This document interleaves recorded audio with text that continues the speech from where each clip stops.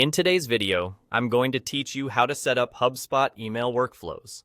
By the end, you'll have a clear, repeatable way to send emails automatically when a specific trigger happens, like a contact meeting certain criteria or taking an action on your site. Start by heading to the left-hand navigation and clicking Automation. This is where HubSpot keeps all the tools for building sequences and rules that run on their own. From there, select Workflows. You'll land on the main Workflows dashboard, which shows any automations you've already created and gives you access to build new ones. Next, click Create Workflow in the top right corner. HubSpot gives you 3 ways to start: from scratch, from a template, or with AI. To save time, choose a template.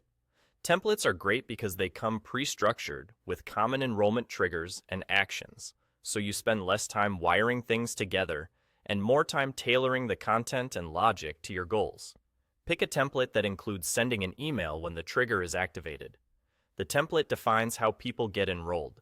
Think events like a form submission or joining a list, so you can focus on the message they'll receive.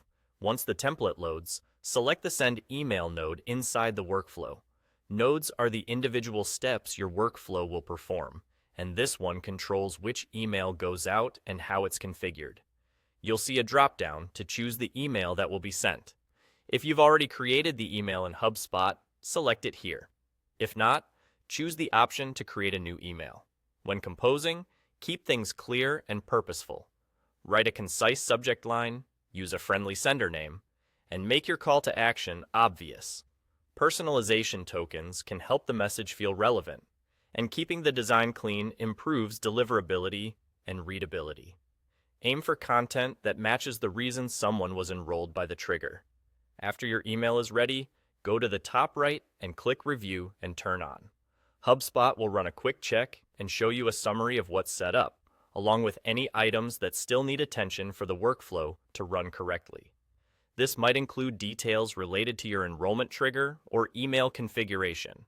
Review what it shows, make sure everything aligns with your plan, and confirm the workflow is ready. And there you go. You've navigated to automation, selected workflows, created a workflow from a time-saving template, configured the Send Email node, composed your message, and used Review and Turn On to finalize it. That's all you need to start sending timely, automated emails with confidence.